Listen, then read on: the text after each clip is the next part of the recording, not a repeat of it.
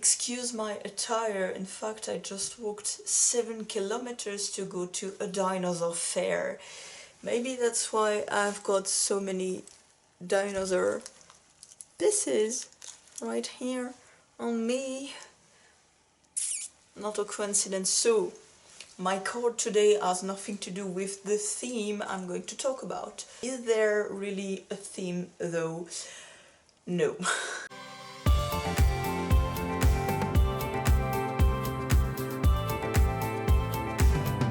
Quite frankly, I'm tired. I do apologize for this. Hey, it's me, Rocco. Do you remember when I talked about the weird things written on lolita dresses here and there? Yes, it was 2 episodes because I couldn't make more because there's no more dresses to talk about. Already doing these episodes, I already knew that I wanted to talk about the weird names of dresses, which is very interesting. We've got so many things to talk about. If we take into account the names of the main pieces we can find, even if it's in Japanese or if it's in French or even in German. I don't really speak German, but just if I find something interesting in German I will tell you about. Or even sometimes in English, it just doesn't make any sense. I've noticed that so many French people liked these 2 first videos I made, and so many people came to me to talk about it, saying, oh, you should talk about this dress or this dress because the name is in French and it's so funny. So yes, I want to talk about it. So little disclaimer, of course I'm not a professional. French is my native language. I talk a bit of English and I talk a bit of Japanese. I'm not like a sensei. I'm just trying my best to translate things properly. Oh, are we British? Yeah, I'm just trying my best to translate those names, so I hope you will find it funny and you will learn things, because that's my whole point. So without further ado, how do I speak? Without further delay, we're gonna talk about the number 1. So number 1 is by Baby the Stars Shine Bright, and it's called Douce, Chocolatier, Truffe de Lait, JSK. So it's in French. Douce, Chocolatier, Truffe de Lait. The name could be translated as sweet chocolate maker, milk truffle. This is the exact order of words they used. It doesn't really make sense either in French or in English. So I don't even know how they found this name. Could not have been translated something from English, because in English it doesn't even make sense. It's not quite natural, but it's funny. And it's pretty self-explanatory. I mean, it's something about truffle, so chocolates, and in Japanese, truffles, which is truffe en français, it's milk truffe. Which is funny is that they don't use the English pronunciation, which could be truffle. They use truffe. So truffe, because it's difficult to pronounce. French is difficult. Next one is always by Baby the Stars Shine Bright, and it's called Cul de Paris. No, just no, no, no. It's really like no. So in Japanese, Cul de Paris jumper skirt. Sounds great, but it's not. I really don't know why they put Cul de Paris, because pronunciation in Japanese is cute, but the translation romaji, so in our alphabet, is Cul de Paris, which means Paris. I can't say this word, but you know, the bottom of a person in a very colloquial way, very rude way. So I really don't understand this mystery.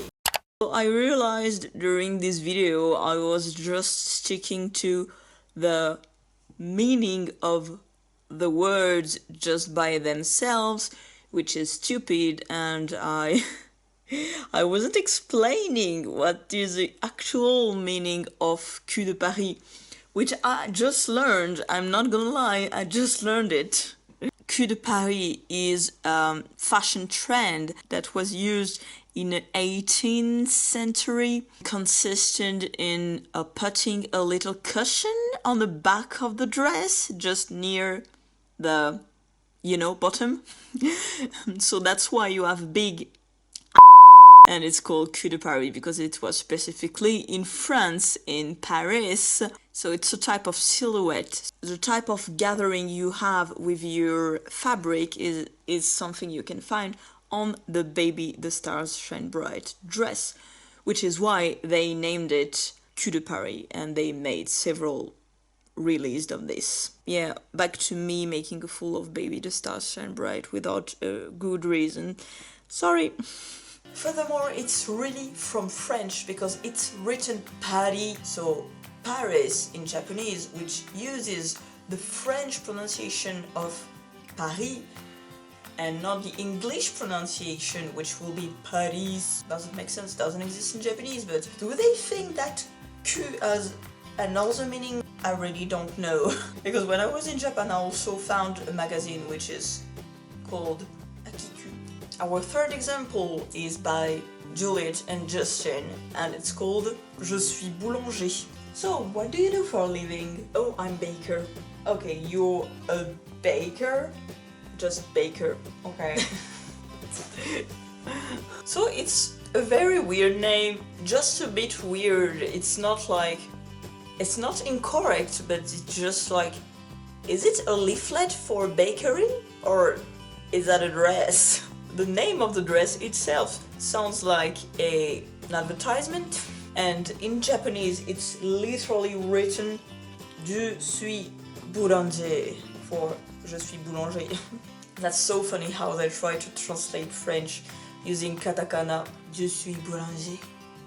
Sounds intense. But the meaning is so pragmatic.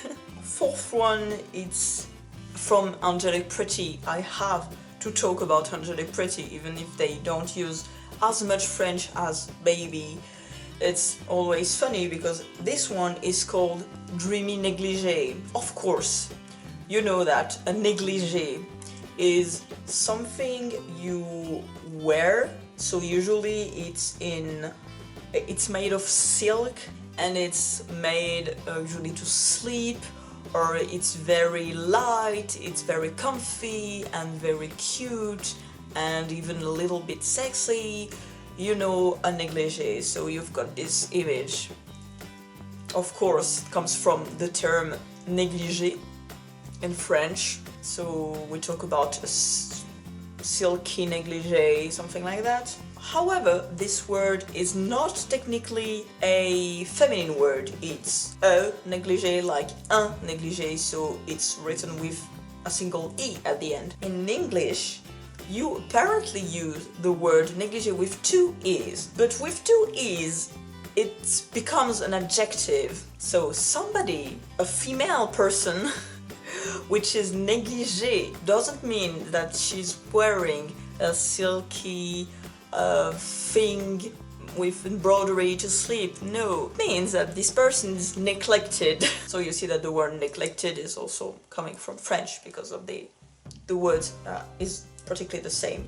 So it means something like a careless person, probably someone who doesn't really like taking showers or didn't have a haircut for a long time. So yeah, you see that kind of person is somebody who is negligee. So that's funny because AP Dreamy Negligee, I understand what they want to say, of course. It feels a bit like dreamy neglected. With that dress, will not look Lolita. You will be like loli boho. Unconventional person, the dictionary said. Okay, you're gonna be loli boho. Am I going too far? You have to say it. No, of course it's a joke. I understand the deep meaning of negligee, okay? Got it. Just for French people, as we don't use negligee for the silky thing. So the first meaning of negligee is really a bad adjective. So it's the first idea that probably comes to mind. So the fifth one is also from Baby the Stars Shine Bright, and it's called Kumya-chan no Kira Kira Cosme. I like this one, so you probably know this one, it's very obvious. So it's Kira Kira Cosme in Japanese. The English translation was Kumya's Twinkle Cosmetics. So obviously you saw that cosme is a word for cosmetics, and it's faster to say just the first two syllables, like cosme rather than cosmetics. So in French we also use the word cosmétique. It's the same word. And the word kira is an onomatopoeia, which means shiny in Japan. So it's very used in Japan. It's very common to hear the word kira. In fact, most of the onomatopoeia you will hear in Japan have two same syllables, so kira, and it means shiny. So it's very common to see that one on hair advertisements, because your hair is supposed to be kira after shampoo. With such shampoo your hair will be kira, for example. So kira could be translated as twinkle, so of course kira cosme becomes Twinkle Cosmetics. And Kumya-chan, no, it's Kumya-chan apostrophe S. So no is the possession, so I'm sure you already know that, because it's very well known. But so the translation is not weird, but you'll learn 2 words of Japanese, which is cool. So number 6 is, again with Kumya, it's Kumya-chan's ribbon, c'est bon, belle journée. Very difficult to read. Kumya-chan's ribbon, c'est bon, belle journée. So French again, mixed with English. Kumya-chan's ribbon, so far so good. Maybe there are several ribbons, I don't know, but maybe they want to insist on ribbons. So Kumya-chan's ribbon. And c'est bon, belle journée. No, it's French, but it's good, beautiful day. Either it's a good day, either it's a beautiful day. It can't be a good, beautiful day. That's just weird. So yeah, ribbon, it's good, beautiful day. Again, no judgment. That's funny. That's all. So number 7 is a little bit more complicated, maybe. It is called le retentissement de Versailles. Sure, you know this one. I always thought, oh my god, this is so cool. This is such a cool word. Because retentissement is definitely a sophisticated word. I think the closest translation is the ringing out. It's also the repercussion of something. It's a very literary, very complicated but sophisticated, very powerful word. Le retentissement, so the ringing out. It's not easy to pronounce. The ringing out of Versailles, which you know, Versailles is the city in France with the castle of Versailles. It's not only a castle, it's a city near Paris. So the ringing out of Versailles, this is amazing. Number 8, Forêt de Inexploré. So I think in every episode I will include a dress from Juliette and Justine, because it's just, the names are incredible and sometimes it just makes me laugh. So Forêt de Inexploré, I already talked about. The word forêt is for forest, of course, because the A with an accent like that, it's because S was here before, so it was forest, so forest in the ancient French, and the S disappeared, they put an accent on the E, but English kept the former pronunciation of the word forest.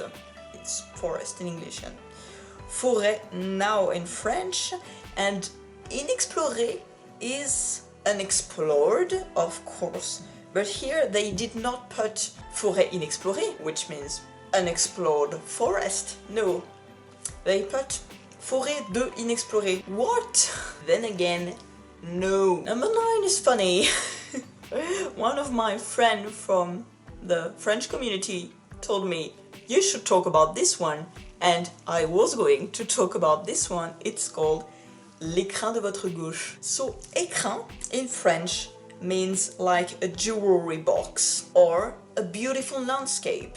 It really depends of the context.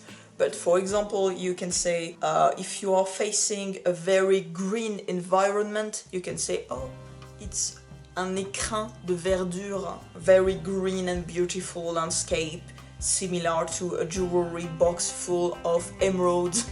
Shit, I'm such a poet. But de votre gauche means from your left, not from someone else's left, no, from your left. Why so down to earth? Suddenly. Why?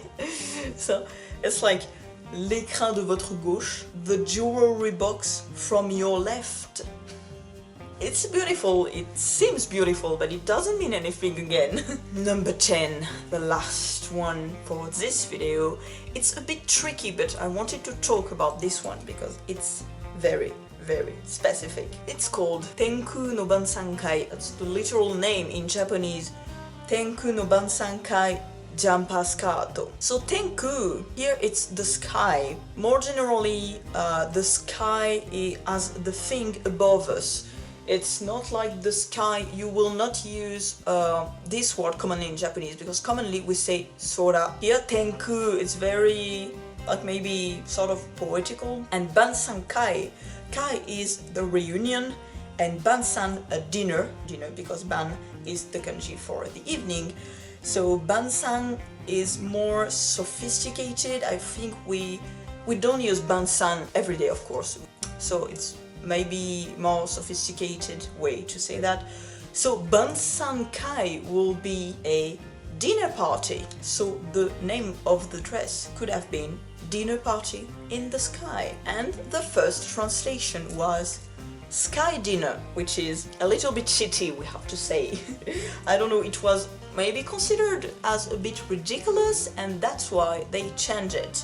So in the first release they used Sky Dinner, and after they used Heavenly Banquet, which is a little bit more sophisticated. It's not so down to earth. Maybe it's a higher level of language. And now you know why it was translated both ways. And both ways are acceptable because it's so difficult to translate properly Japanese. How many different meanings could be hidden in kanji. So I really hope you learn something with this one too. Heavenly Banquet. Come on. So that's it for today. I got many more examples. I think I've got 70 or 80 dresses that I have selected.